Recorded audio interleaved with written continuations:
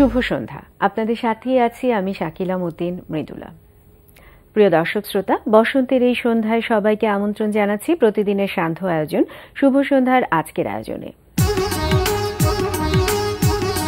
শুভ সন্ধ্যার আজকের আয়োজনে থাকছে চলতে থাকা প্রদর্শনী, এনটিভি হাইলাইটস এবং বিউটি এক্সপার্ট আফরোজা পারভিনের সঙ্গে আলাপচারিতা। শুরুতেই চলতে থাকা প্রদর্শনী।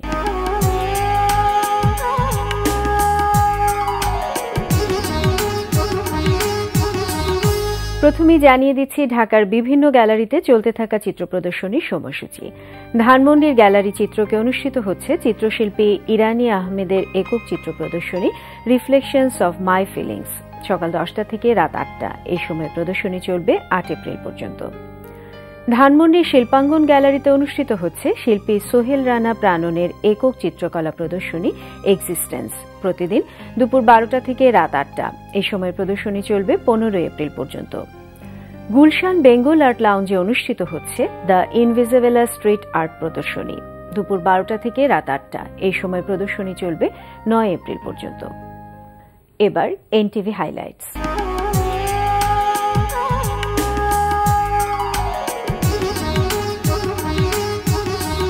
এবার জেনে নিন কি কি থাকছে এনটিভির রাতের অনুষ্ঠান সূচিতে। সন্ধ্যা 6:45 থাকছে কাজী মোহাম্মদ মোস্তফার প্রযোজনায় শিশু কিশোরদের ম্যাগাজিন অনুষ্ঠান আমরা সবাই রাজা।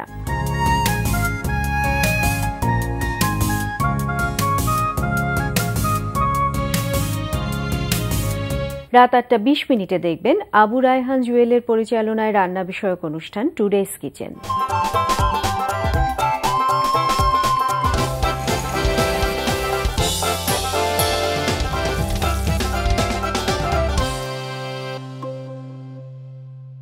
রাত 9টায় প্রচার হবে ওয়াহিদুল ইসলাম শুভ্রর প্রযোজনায় ফ্যাশন বিষয়ক অনুষ্ঠান স্টাইলস অ্যান্ড ট্রেন্ডস।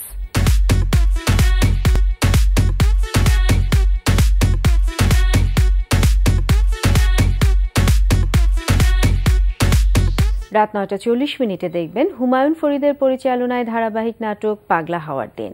মিলে, তোমার জন্মদিনের পার্টি কিরম হইল? ফাটাফাটি হয়েছে। ইস, আমগালা তোক দিরে নাই, মিস করলাম। লোকজন কি কথা বলতে ভুলে গেছে নাকি? ওই শু কি যে তোর এরকম তদ্দা মেরে রইছিস কে? কত মতো কত তোমরা কত কও। ও আমি একটু সামনে তাই। রাত 11:30 রয়েছে মাবরুর রশিদ বান্নার পরিচালনায় ধারাবাহিক নাটক হাউস 44। কোথাও কোনো ঝামেলা মারামারি করে আসছিস? আম্মুর কাছ থেকে কোনো পারমিশন লাগবে? তুমি কারে জিজ্ঞেস করে আন্ডা ধরছো? মুই তো এই দুইটা খামি দর পেলে আপনারও একখান খাবো। আপনি এত কথা কইতাছেন। আপনাকে খুব পরিষ্কার করে এবং মিষ্টি করে একটি কথা বলি। অবশ্যই বলে। আমি এখনো বিয়ে করিনি। আমি বললাম যে আমাদের বাসার নিচে এসে উঠতে পারে, যদি তুমি পারমিট করো তাহলে। ছেলেটা তো ভালোই, আমি তোমাকে খুব পছন্দ করি। না, আমার তরফ থেকে কোনো অসুবিধা নেই। রাত 12:10 থাকছে টক শো এই সময়।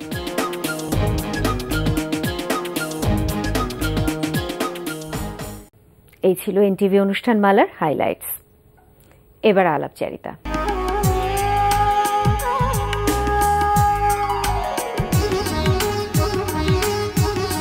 প্রিয় দর্শক, আমাদের আজকের অতিথি বিউটি এক্সপার্ট আফরোজা পারভিন।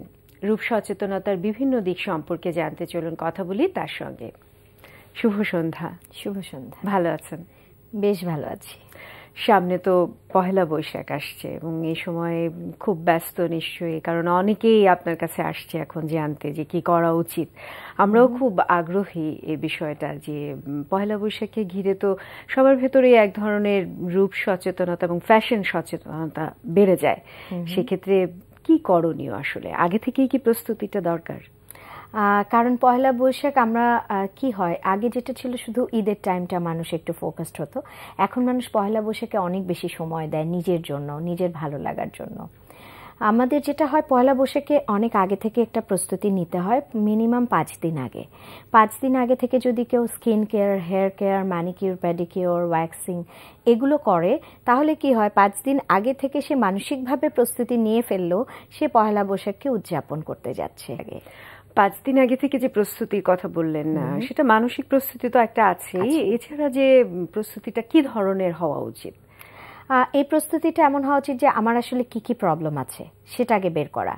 যার হেয়ার ফল হচ্ছে সে ট্রাই করবে একটা হেয়ার ট্রিটমেন্ট নিতে, যার হেয়ারে স্প্লিট সেন্স আছে, হেয়ার কাট দরকার, সে একটা হেয়ার কাট নিয়ে নিতে পারে।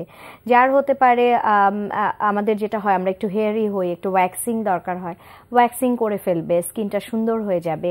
একটা ফেশিয়াল নিতে পারে, স্কিনের র্যাশেস এবং আনইভেন স্কিন টোন এগুলো চলে যাবে। সো তখন যেটা হয় যে তখন একটা মানুষকে না এমনি গ্লো করে, একটা মানুষ যখন গ্লো করে আর সামনে যখন একটা প্রোগ্রাম থাকে তখন দেখবেন এমনিতেই ভালো লাগে যে আমাকে দেখতে সুন্দর লাগছে, ইট মিনস আমি যখন পয়লা বৈশাখে সাজবো আমাকে অনেক সুন্দর লাগবে, কনফিডেন্সটা খুব বেশি কাজ করে, বেড়ে যায়। পয়লা বৈশাখের দিন তো খুব গরম থাকে, রোদ থাকে, এবং এমনিতেও এখন গরমটা বেড়ে গেছে, হতে পারে, বৃষ্টিও হতে পারে। সেক্ষেত্রে মেকআপটা আসলে কি ধরনের হওয়া উচিত এবং কিরকম মেকআপ হলে সারাদিন ফ্রেশ থাকা যায়? ব্যাপার হচ্ছে যে সবসময় পয়লা বৈশাখে কিন্তু বৃষ্টি হয়, একটা সময় যে কোনো একটা টাইমে বৃষ্টি হয়, তো প্রস্তুতিটা রাখতে হয় একটু অন্যরকম। আর গরমটা থাকছেই, সো গরমটার জন্য যেটা প্রবলেম যে আমাদের যে ওয়েদার গরম, একটা এমন গরম হয় যেটা শরীরে জ্বালা পোড়া করে। আর রোদে যখন আমরা বের হই তো তিনটে জিনিস মাথায় রাখতে হয় যে অনেক গরম আমাকে ইরিটেট করবে, ঘাম হবে, সো মেকআপটা আসলে পাতলা হওয়া উচিত। আর সকালবেলা যখন আমরা রেডি হয়ে বের হব মেকআপটা যত পাতলা হবে তত ভালো হবে, তত সুন্দর লাগবে এবং কমফোর্টেবল ফিল করবেন যিনি মেকআপটা নিচ্ছেন। ঘেমে গেলেও মেকআপটা গলে যাবে না, ক্র্যাকিং হবে না, ফেটে যাবে না, সো দেখতে ভালো লাগবে, ফ্রেশ লাগবে। আর বছরের প্রথম দিনই যদি নিজেকে নিয়ে অস্বস্তির মধ্যে থাকি আমরা, তাহলে আসলে সারাটা বছরই একটু এরকম যে আমরা ফিল করি। আমার ছোটবেলায় বলা হতো যে বছরের প্রথম দিন ভালোভাবে কথা বলবে, মিশবে, মানুষের সাথে ঝগড়া করবে না। তা আমাদের মনে হয় বছরের প্রথম দিন সুন্দর করে নিজেকে প্রেজেন্ট করা উচিত এবং সেটা যেন স্বস্তিকর হয়, অস্বস্তিকর না হয়। সেক্ষেত্রে তো সারাদিন ঘুরেও সে অনেক বেশি স্বস্তি, যেটা আপনি বললেন, স্বস্তি পাবে এবং তার ভেতরে এক ধরনের আনন্দটা উপভোগ করতে পারবে সঠিকভাবে।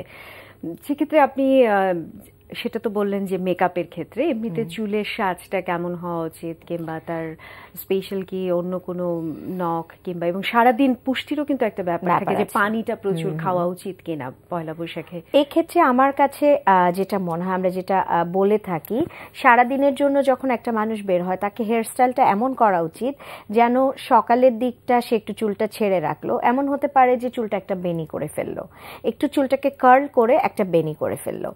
এরপরে বেনিটা সে সকাল থেকে দুপুর পর্যন্ত ক্যারি করলো। দুপুরের দিকে সে তার চুলটাকে খুলে হাতে আলতো করে চুলটাকে বেঁধে ফুলের মালা দিয়ে দিল। দুপুর থেকে তার হেয়ারস্টাইলটা আরেক ধরনের হলো।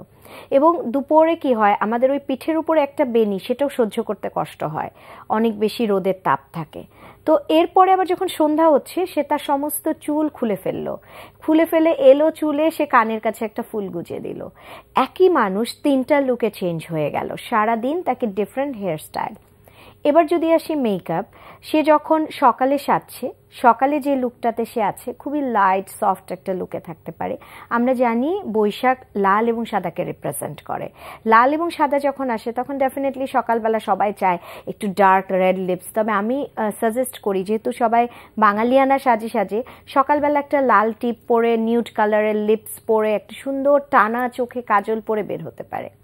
দুপুরবেলা সে একটু টিপটা খুলে ফেলে একটু ফ্রেশ হয়ে তারপরে একটু লিপস্টিকটা ডার্ক করে ফেলতে পারে। এর জন্য কিন্তু আমাদের অনেক কিছু ক্যারি করতে হয় না, খুব সিম্পল একটা কম্প্যাক্ট, একটা লিপস্টিক, একটা টিপের পাতা, আমাদের ছোট যে ব্যাগটা ক্যারি করি সেটাতেই নিতে পারি। কিন্তু এরপরে যেটা করতে পারি, সন্ধ্যার দিকে লিপস্টিকের টোন তো বাড়ানো আছে, তখন একটু ডার্ক টোনের যে কোনো একটা ব্ল্যাক টোনের একটা শ্যাডো নিয়ে একটু টোনটাকে ডার্ক করে দেওয়া, বা ব্রাউন টোনের শ্যাডো নিয়ে চোখের উপরটাকে একটু ডার্ক করে দেওয়া। দেন রাতের জন্য সে রেডি হয়ে গেল। আমরা তো হেয়ারস্টাইল আগেই বলেছি, দেন ক্ষেত্রে ডিফারেন্ট লুক চলে একদম ডিফারেন্ট হয়ে যাবে। সারাদিনে, বছরের প্রথম দিনে একটা মানুষ সারাদিনে তাকে তিন ভাবে দেখলো। এমন হয় যে আমাদের প্রথম দিনে এক একটা গ্রুপ মানুষ আলাদা করে, সকালে আমি এই গ্রুপের সাথে টাইম পাস করতে চাই, দুপুরে এরা, রাতে ফ্যামিলি। সো তিনটা জায়গায় সে যখন নিজেকে ডিফারেন্ট ভাবে প্রেজেন্ট করবে সে নিজে খুব ভালো ফিল করবে, তার নিজের জন্য ভালো লাগবে। আর ইনফ্যাক্ট যদি সাথে এমন হয় পরিবারের কেউ থাকে তাদেরও ভালো লাগবে পরিবারের মানুষটিকে দেখতে। এটা তো গেল রূপ সচেতনতা বিষয়।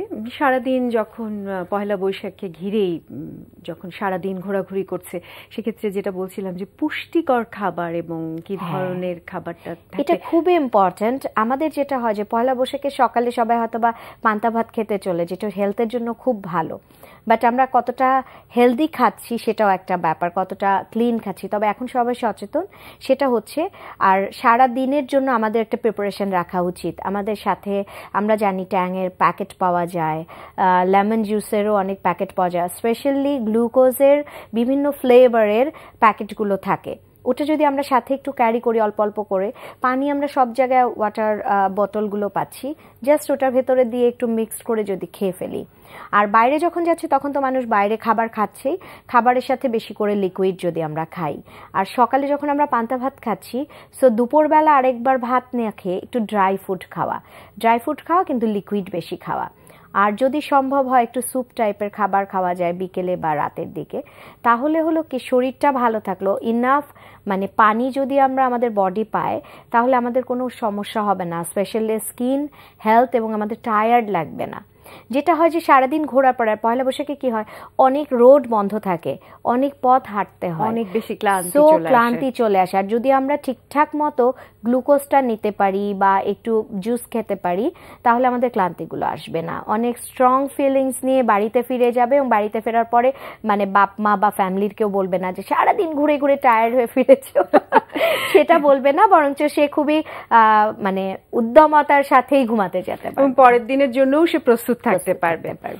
এখন তো ছেলে মেয়ে সকলেই রূপচর্চা বিষয়ে অনেক বেশি সচেতন, এবং তারা অনেকে মনে করে যে রূপ সচেতন হতে হলেই রূপচর্চাটাকে প্রাধান্য দিতে হয়, কিন্তু পাশাপাশি যে আরো অনেক কিছু বিষয় আছে, একটা রুটিন মেনটেন করা, খাবারের প্রতি সচেতনতা থাকা, সেটা আপনি কি মনে করেন? ডেফিনেটলি। আসলে যে কোনো রূপচর্চার জন্য সবার প্রথম মনে রাখতে হয় নিয়ম। আমরা যদি আমাদের নিয়মটা মানি, আমরা যখন ছোট ক্লাসে ছিলাম পড়তাম, প্রথমে যেটা হতো টেবিলের সামনে একটা রুটিন লাগানো হতো, এখন আমরা ভুলে গেছি। এরকম একটা রুটিন যদি আমরা আমাদের জীবনের জন্য করতে পারি প্রতিদিনের, তাহলে হবে কি আমরা আমাদের গোছানো একটা লাইফ হবে। সেই গোছানো লাইফে আমাদের ঠিক সময় মতো খাওয়া, ঠিক সময় মতো নিজের যত্নটা নেওয়া, বাড়িতে ফিরে এসেই সবার প্রথমে হাত মুখটা ধোয়া, কাপড়টা চেঞ্জ করে ফ্রেশ হয়ে বের হওয়া। আমরা অনেকেই সেটা করি না। আমরা অনেকে যেমন নর্মাল যেটা হয় যে আমরা বলি আমাদের স্কিন ড্রাই হয়ে গেছে, পা ক্র্যাকিং করছে, মানে ক্র্যাকিংয়ের problem most of the cases 80% মানুষের হয়। কিন্তু আমরা বাড়িতে ফিরে যদি সবার আগে একবার পাটা যদি সাবান দিয়ে ধুয়ে ফেলি, আমরা দেখব যিনি এটা মেনটেন করছেন তার কোনোদিন পা ফাটবে না। ইভেন সে যদি ধুয়ে ফেলে নর্মালিও থাকে, কোনো ময়শ্চারাইজিংও না করে, তার পা কোনোদিন ফাটবে না। এমন অনেক মানুষ আছেন যিনি সপ্তাহে একদিন প্রচণ্ড রূপচর্চা করেন, পার্লারে চলে যান বা বাসায় বসে সারাদিন রূপচর্চা করেন, বাকি 7 দিন করেন না। তারা কিন্তু অনেক প্রবলেমে পড়েন। কিন্তু যিনি প্রতিদিন একটা নিয়ম মানেন তিনি মানে প্রবলেমে পড়বেন না। তো এই ক্ষেত্রে আসলে নিয়মটা মানতে হয়। আর আমরা যদি বলি রূপচর্চা ছেলে বা মেয়ে, এটা কাউকে ভেদাভেদ করে না, বিকজ স্কিন ছেলেদেরও আছে মেয়েদেরও আছে, হেয়ার ছেলেদেরও আছে মেয়েদেরও আছে। যারা যত্ন নেন না, ছেলেদের তো আরও বিপদ যে অনেক সময়ের আগে টাক পড়ে যায়, কিন্তু মেয়েদেরও এরকটা হচ্ছে যে এখন মেয়েরা এত বেশি টর্চার করছে, চুলে কেমিক্যাল ওয়ার্ক করছে, হেয়ার কাট করছে, কিন্তু সে যদি যত্নটা না নেয় তাহলে আসলে ওটা পড়ে যাবে, এটাই স্বাভাবিক। দুজনকেই নিতে হবে, সবাইকেই নিতে হবে। আর আমি এখন দেখি মেয়েদের চাইতে ছেলেরা অনেক বেশি সচেতন, এবং ছেলেরা অনেক বেশি ইন্টারেস্টেড যে তাদের, কারণ গড গিফটেড সৌন্দর্য নিয়ে তারা চলে, তারা কখনো সাজতে পারে না। তো তাদেরকে আসলে যত্ন না নিলে খুব তাড়াতাড়ি নষ্ট হয়ে যায়। এক্ষেত্রে ব্যায়ামটা কতটুকু? এটা খুবই গুরুত্বপূর্ণ, কারণ আমরা যখন ব্যায়াম করব, এক্সারসাইজ করব, তখন আমাদের কি করে, আমাদের স্কিন গ্লো করে, আমাদের স্কিন সুন্দর হতে থাকে, এবং ডেফিনেটলি আমাদের যেটা হয় ফ্যাট রিডিউস যখন হবে, একটা মানুষ শেপে চলে আসবে, এমনিতেই দেখতে ভালো লাগবে। সো ব্যায়ামটা করার সাথে সাথে আমাদের অনেক কিছুই মানে কি বলে ব্যালেন্সে চলে আসে। আমাদের সৌন্দর্যের জায়গা থেকে যেমন ওয়ার্ক করতে থাকে, আমরা মেন্টালি অনেক রিল্যাক্স থাকি, এবং অনেক ধরনের স্ট্রেস, অনেক ধরনের ঝামেলা তাকে ছুতে পারে না। কারণ কি দিনটা শুরুই হয় অনেক সুন্দরভাবে। অনেক সময় দেখা যায় যে হাল ফ্যাশন কিংবা হালের যে রূপ একটা দেখা যায়, সেটার ভেতরে তাল মিলিয়ে ফেলে অনেকে। সেক্ষেত্রে তার কে কোনটা মানাচ্ছে, তার ব্যক্তিত্বের সাথে কোনটা যাচ্ছে, সেটাকে প্রাধান্য দেওয়াটা কতটুকু জরুরি? আমরা যেটা করে ফেলি, হাল ফ্যাশনের সাথে চলে যাই, এটা আসলে একদমই ঠিক না। আবার এটাও ঠিক না যে আমি কোনো একটা জায়গায় আটকে যাব, সেটাও ঠিক না। আমাদেরকে যেটা করতে হবে, আমার পার্সোনালিটি কি, আমি কে, সেটা আগে বোঝা। আমার পার্সোনালিটি, আমি কে, এই দুটো জিনিস যদি আমি বুঝি, তাহলে আসলে যে কোনো ফ্যাশনকে আমি কোপ আপ করা আমার জন্য ইজি। আমি আমার জায়গা থেকে, আমার মতো থেকে আমি ফ্যাশনটাকে টেনে নিব নিজের কাছে, এবং সেই অনুযায়ী যখন আমি সাজবো আমাকে আমার মতোই লাগবে, কিন্তু ওই ফ্যাশনের মধ্যেই আমি থাকছি, আমাকে কেউ বলতে পারবে না আমি ব্যাকডেটেড। সো এটা অনেক ইম্পর্টেন্ট, অনেক ইম্পর্টেন্ট। আমরা অনুষ্ঠানের একেবারেই শেষ পর্যায়ে চলে এসেছি। আপনাকে অনেক অনেক ধন্যবাদ। নিশ্চয়ই আমাদের দর্শকরা অনেক উপকৃত হলো। আপনাকে ধন্যবাদ এবং আগাম পহেলা বৈশাখে শুভেচ্ছা। আপনাকেও ধন্যবাদ, এনটিভি শুভ সন্ধ্যাকেও ধন্যবাদ, এবং পহেলা বৈশাখের জন্য সবার জন্য উইশ থাকলো, নিজের পরিবারকে নিয়ে সুন্দর করে নতুন বছরকে উদযাপন করুন আপনার মতো করে। প্রিয় দর্শক, কথায় কথায় আমরাও চলে এসেছি অনুষ্ঠানের শেষ প্রান্তে। আমাদের সঙ্গে যোগাযোগের ঠিকানা প্রযোজক শুভ সন্ধ্যা, এনটিভি বিএসএসসি ভবন, 7 তলা 102 কাজী নজরুল ইসলাম এভিনিউ, কারওয়ান বাজার, ঢাকা 1215। আমাদের ইমেল অ্যাড্রেস shubhosandha@ntv.bd.com। প্রিয় দর্শক, এনটিভিতে সম্প্রচারিত সংবাদ ও অন্যান্য সকল অনুষ্ঠান দেখতে লগ ইন করুন www.ntvbd.com। সবাই ভালো থাকুন, সুস্থ থাকুন। আজকের মতো এখানেই শেষ করছি। শুভ সন্ধ্যা।